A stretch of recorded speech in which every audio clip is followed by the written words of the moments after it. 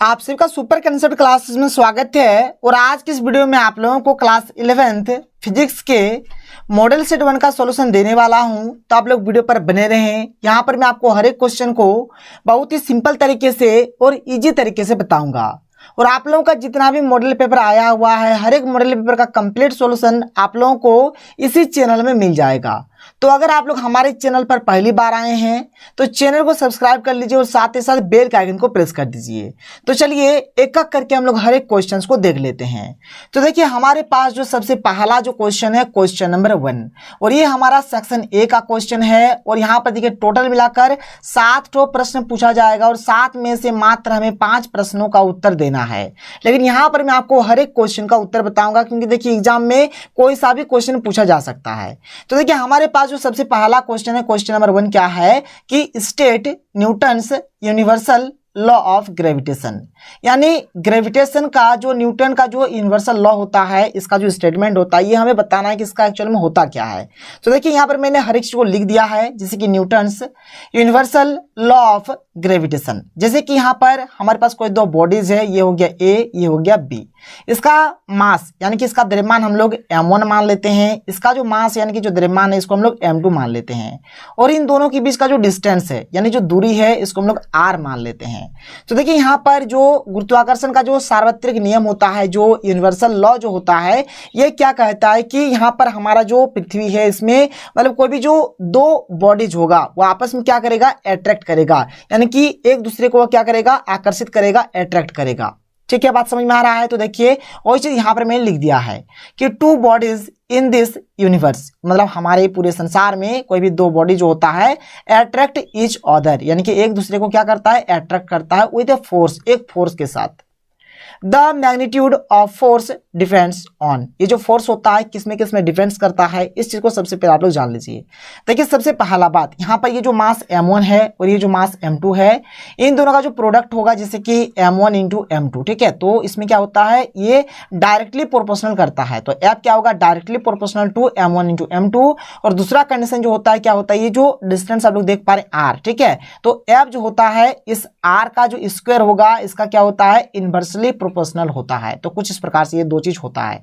तो देखिए यहाँ पर मैंने हर एक चीज को लिख दिया है क्या क्या है। तो directly proportional to the product of masses, जो द्रव्यमान होगा, द्रव्यमान का यहाँ पर क्या है, द्रव्यमान के प्रोडक्ट का डायरेक्टली प्रोपोर्शनल है यहाँ पर F। फिर यहाँ पर लिख दिया है मैंने कि inversely proportional to the square of the distance between them, इन दोनों के बीच का जो डिस्टेंस है जैसे कि r है यहाँ पर, तो r का जो स्क्वायर हो जाएगा, ठीक है। मतलब F क्या है, इसके इनवर्सली प्रोपोर्शनल है, तो F क्या हो गया, इनवर्सली प्रोपोर्शनल टू 1/r²। अब देखिए यहाँ पर एक तो हमें मिल गया F directly proportional to m1 into m2, ये एक मिल गया, और हमें और एक मिल गया कि F इनवर्सली प्रोपोर्शनल टू यहाँ पर r का स्क्वायर। कोई दिक्कत नहीं है। तो इन दोनों को अगर हम लोग कंबाइन करेंगे, अगर एक साथ लिखेंगे, देखिए m1 m2 जो है, m1 इंटू m2 जो है ये हमारा ऊपर में रह गया, और ये जो r² है ये हमारा नीचे में आ गया। देखिए यहाँ पर इस प्रकार का जो सिंबल है ये जब हटेगा तो यहाँ पर कांस्टेंट आता है और यहाँ पर आता है हमारा g, और इस g को बोला जाता है यूनिवर्सल ग्रेविटेशनल कांस्टेंट, ठीक है। फटाफट नोट कर डाउन कर लीजिए, ये हो जाएगा इसका बिल्कुल सटीक और सही उत्तर। तो देखिए क्वेश्चन नंबर 2 क्या है, यहाँ पर हमें छोटा वाला g और बड़ा वाला g में अंतर स्पष्ट करना है। क्वेश्चन है कि right on difference between small g and capital G। एक साइड में मैंने यहाँ पर स्मॉल g लिख दिया है और एक साइड में यहाँ पर मैंने कैपिटल G लिख दिया है। देखिए स्मॉल g को हम लोग बोलते हैं ग्रेविटेशनल एक्सेलरेशन, या फिर इसको हम लोग बोलेंगे एक्सेलरेशन ड्यू टू ग्रेविटी, और ये जो बड़का वाला g होता है इसको हम लोग बोलते हैं यूनिवर्सल ग्रेविटेशन कांस्टेंट। देखिए ये जो हमारा छोटका वाला जो g होता है ये हमारा वेक्टर क्वांटिटी होता है, यानी ये हमारा सदिश राशि होता है, और ये जो बड़का वाला जो g होता है ये हमारा स्केलर क्वांटिटी, यानी कि ये हमारा अदिश राशि होता है। ये जो छोटा वाला g है ना, इसका जो SI यूनिट यानी कि जो SI मात्रक होता है मीटर प्रति सेकंड होता है, और ये जो बड़ा वाला g है इसका जो SI मात्रक होता है न्यूटन मीटर स्क्वायर प्रति किलोग्राम का स्क्वायर होता है। आगे देखिए यहाँ पर ये जो छोटका वाला ये जो g है, इसका जो पृथ्वी पर जो वैल्यू होता है, जो मान होता है, कितना होता है 9.8 मीटर प्रति सेकंड स्क्वायर। और यहाँ पर ये जो बड़का वाला g है, इसका जो वैल्यू होता है 6.67 इंटू 10 के पावर में -11 न्यूटन मीटर स्क्वायर प्रति किलोग्राम का स्क्वायर। तो इसको आप लोग फटाफट नोट डाउन करिए। यहाँ पर मैं आपको हर एक क्वेश्चन को बहुत ही सिंपल तरीके से और इजी तरीके से बता रहा हूँ। तो चलिए आगे बढ़ते हैं और देख लेते हैं क्वेश्चन नंबर, यहाँ पर हम लोग देख लेते हैं 3। क्वेश्चन नंबर 3 देखिए क्या है कि right the types of stress, यानी स्ट्रेस का यहाँ पर टाइप्स लिखना है। तो नॉर्मल स्ट्रेस, ठीक है, टेंजेंशियल स्ट्रेस जिसको हम लोग शेयरिंग स्ट्रेस भी बोलते हैं, और हो गया हाइड्रोलिक स्ट्रेस हो गया। तो इसको आप लोग नोट कर लीजिएगा। आगे बढ़ते हैं क्वेश्चन नंबर 4 देख लेते हैं क्या है कि why rain drops are spherical in shapes. ठीक है, देखिए जो रेन ड्रॉप्स होता है, यानी जो वर्षा की जो बूंदे होती है ना, उसका जो आकार होता है कैसा होता है, गोलाकार होता है, गोल गोल आकार का होता है। क्यों होता है? तो due to surface tension, surface tension के कारण इसका जो आकार होता है गोलाकार होता है, स्फेरिकल होता है। क्वेश्चन नंबर 5 क्या कह रहा है देख लीजिए। क्वेश्चन नंबर 5 में यहाँ पर हमें डिफरेंस लिखना है, किसमें किसमें, तो देख लीजिए एक आइसोथर्मल प्रोसेस में और एक एडियाबेटिक प्रोसेस में। इन दोनों में क्या अंतर पाया जाता है हमें बताना है। तो एक साइड में मैंने आइसोथर्मल प्रोसेस लिख दिया है और एक साइड में मैंने एडियाबेटिक प्रोसेस लिख दिया है। देखिए आइसोथर्मल प्रोसेस में जो डिफरेंस होता है, इसमें देखिए जो टी होता है टी कांस्टेंट होता है। ठीक है, टी कांस्टेंट होगा, इसका माने टी चेंज नहीं होगा। तो टी अगर कांस्टेंट है, अगर इसका अगर हम लोग डिफरेंशिएशन करेंगे इनकी डेल्टा टी कितना हो जाएगा, कांस्टेंट, 0 हो जाएगा। बात समझ में आ रहा है।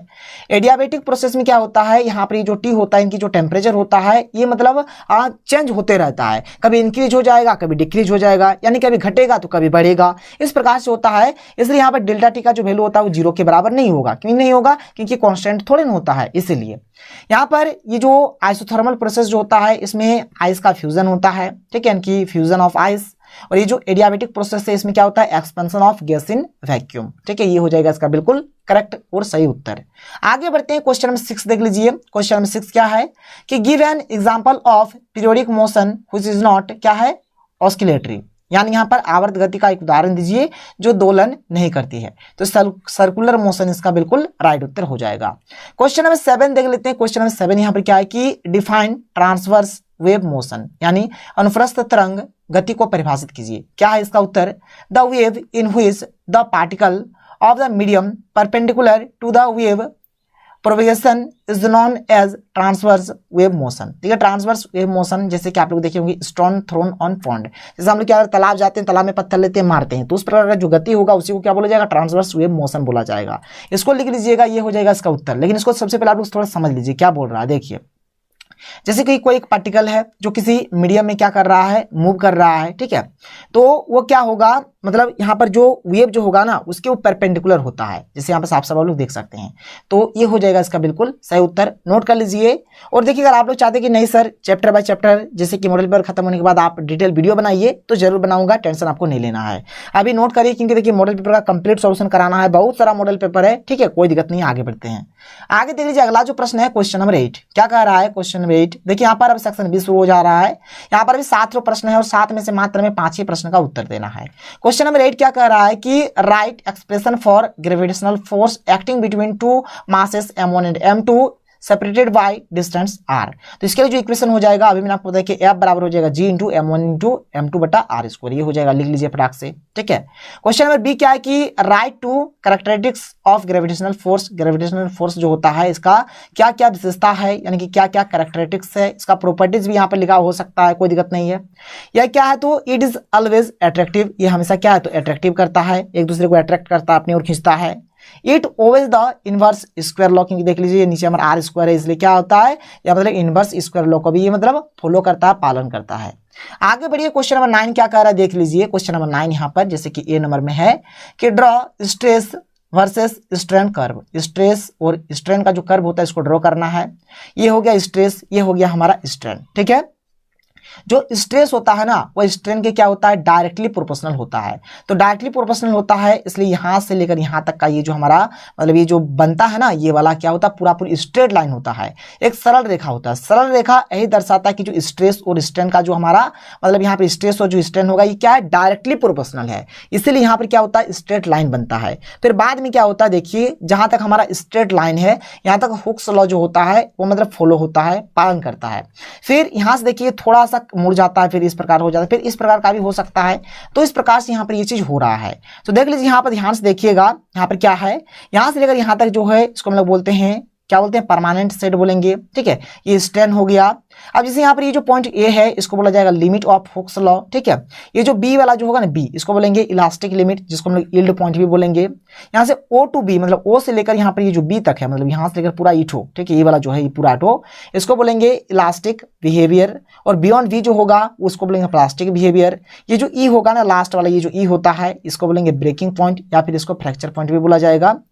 तो ये सब चीज हो गया, इसको नोट करिएगा। ये हो जाएगा इसका स्ट्रक्चर, सिंपल से ऐसे आप लोगों को बना देना है। क्वेश्चन नंबर यहाँ पर 9 का एक का सही उत्तर ये हो जाएगा।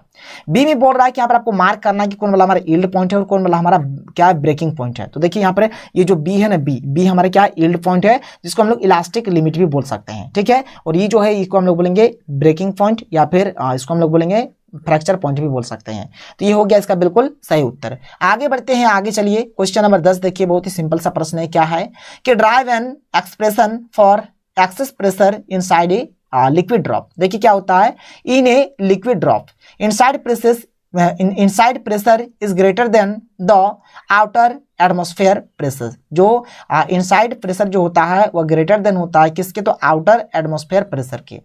तो यहाँ पर हमने क्या किया, इस प्रकार से गुला मतलब कंसिडर कर लिया, तो कंसिडर ए स्फेरिकल ड्रॉप, इसको हमने कंसिडर कर लिया। Let P I be the pressure inside the drop. यहाँ पर पी आई जो है ये मतलब भीतर वाला का प्रेशर है, और ये जो P0 है ये बाहर वाला का क्या है, प्रेशर है। और यहाँ पर देखिए क्या है, एक्सेस प्रेशर है, तो यहाँ पर पी आई माइनस P0 जो हो जाएगा बराबर किसके होगा, एक्सेस प्रेशर के। प्रेशर बराबर होता है फोर्स बटा एरिया। ठीक है, तो फोर्स को बोलेंगे F और एरिया को बोलेंगे A, कोई प्रॉब्लम नहीं है। देखिए यहाँ पर F बराबर जो हो जाएगा यहाँ पर surface tension into 2 pi r हो जाएगा। तो हमने यहाँ पर सरफेस टेंशन यानी T इंटू 2 पाई आर लिख दिया, ये होता है। तो पी आई माइनस P0 बराबर, देखिए F के जगह पे लिखेंगे T गुना 2 पाई आर, तो T गुना 2 पाई आर लिख दिया। और एरिया क्या हो जाएगा, पाई आर स्क्वायर हो जाएगा। आप इसको काट दीजिए तो पाई कट जाएगा, यहाँ पर एक ठो आर, यहाँ पर एक ठो आर कट जाएगा। तो ऊपर में बचा 2T, तो 2T लिख दिया, नीचे बचा R, तो R हमने लिख दिया। तो ये हो गया इसका एक्सप्रेशन, कोई प्रॉब्लम कोई दिक्कत नहीं है। आगे बढ़िए, क्वेश्चन नंबर 11 देखिए। क्वेश्चन नंबर 11 बोल रहा है हमें कि what is a simple pendulum. Simple pendulum क्या होगा, देखिए ये वाला जो होगा ना, ये वाला पूरा एकदम फिक्स्ड होगा। ठीक है, यहाँ से हमने कुछ इस प्रकार से एक बांध दिया, यहाँ पर एक लटका दिया। अब यहाँ पर ये देखिए, ये एक बार इधर आएगा, एक बार इधर आएगा, इस प्रकार का घड़ी भी रहता है। तो ये जो होगा ये होगा सिंपल पेंडुलम। मैंने लिख दिया कि ए मास क्या suspended from a fixed point with A light string called simple pendulum. देखिए ये सबका बहुत ही बड़का कंसेप्ट होता है। अगर आप लोग हर एक चीज जानना चाहते हैं तो बताइएगा ना सर, हर एक चीज बताऊंगा मैं आप लोगों को, लेकिन बाद में, अभी नहीं, क्योंकि पहले तो हमें मॉडल पेपर कंप्लीट करना है। बहुत सारा मॉडल पेपर आया, पहले मॉडल पेपर, फिर हर एक चीज मैं करा दूंगा।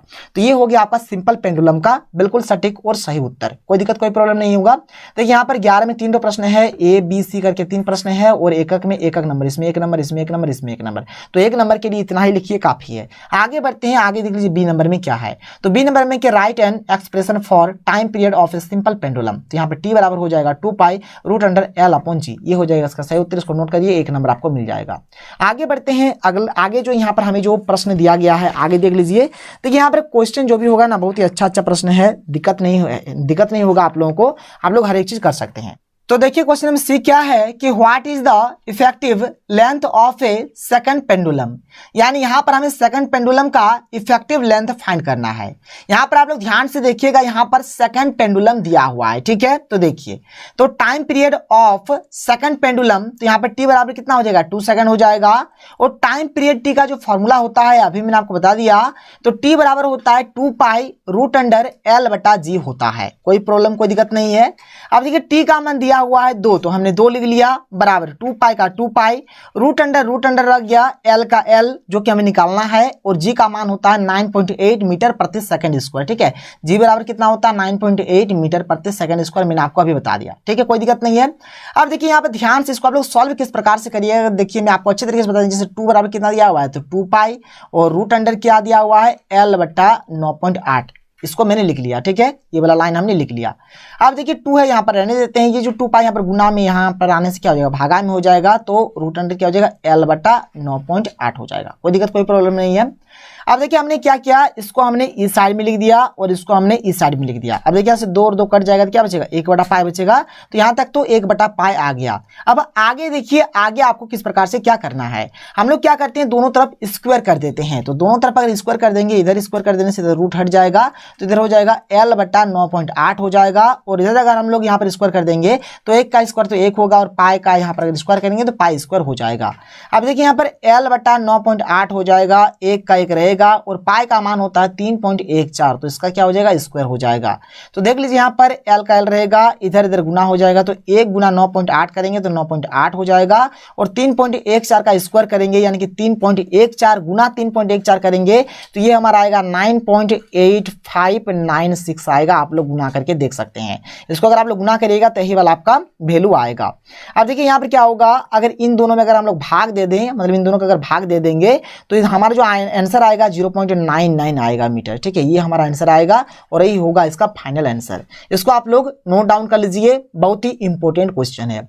आगे चलते हैं, आगे देखिए आगे हमें क्या दिया गया है। तो देख लीजिए क्वेश्चन नंबर 12। क्वेश्चन नंबर 12 कह रहा है कि obtain N expression for work done during an isothermal process. Isothermal process के लिए जो वर्क डन का जो एक्सप्रेशन होगा ये हमें यहाँ पर फाइंड करना है। तो देखिए फॉर आइसोथर्मल प्रोसेस, अभी मैंने आपको बताया इसमें टी बराबर क्या होता है, टी होता है हमारा कांस्टेंट, यानी टेम्परेचर जो होता है वो क्या होता है कांस्टेंट होता है। तो डी टी बराबर क्या हो जाएगा 0 हो जाएगा। और इसके लिए डब्ल्यू जो होता है डब्ल्यू बराबर होता है पी डी वी होता है। अगर इस प्रकार से हम लोग अगर बना दें मतलब ग्राफ, तो इधर वाला हमारा भी हो जाएगा, इधर वाला हमारा पी हो जाएगा। ठीक है, एक प्रेशर एक वॉल्यूम। ठीक है, तो ये वाला जो हो जाएगा ये हमारा पी इनिशियल और ये पी फाइनल और इधर वाला भी इनिशियल और भी फाइनल हो जाएगा।